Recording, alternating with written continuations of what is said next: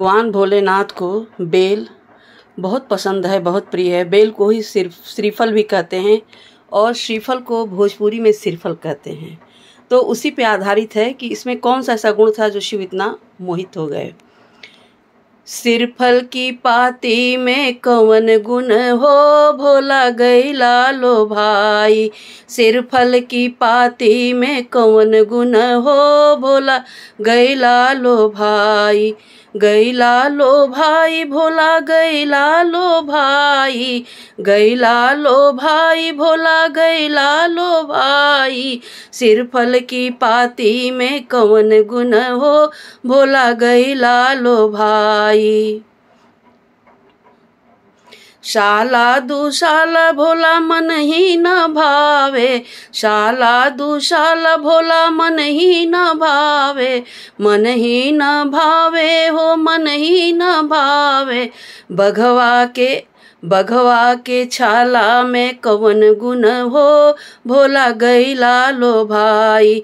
मिर्गा के छाला में कौन गुण हो, भोला गैला लो भाई। गैला लो भाई भोला गैला लो भाई। सिरफल के पाती में कौन गुण हो, भोला गैला लो भाई। हाथी व घोड़ा भोला मन ही न भावे। हाथी घोड़ा भोला मन ही न भावे। बसहा बैलवा में कौन गुण हो, भोला गैला लो भाई।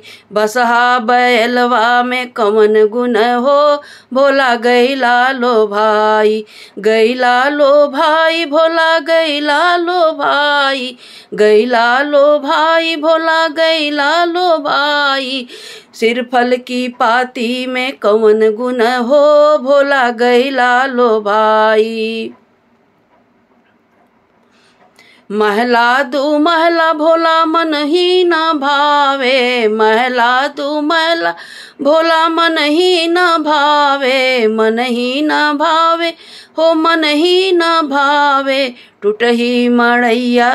टूटही मड़ैया में कौन गुण हो, भोला गैला लो भाई।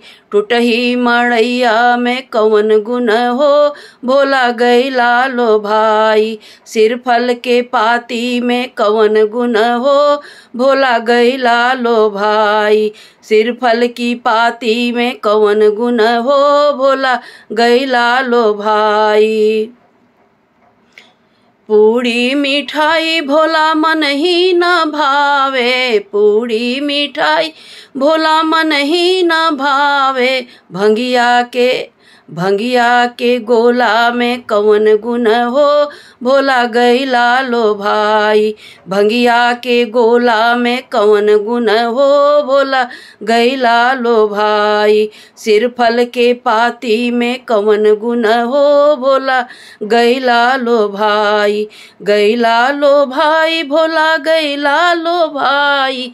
गैला लो भाई भोला गैला लो भाई। सिरफल के पाती में कौन गुण हो, भोला गैला लो भाई। नमस्कार। पसंद आएगा तो लाइक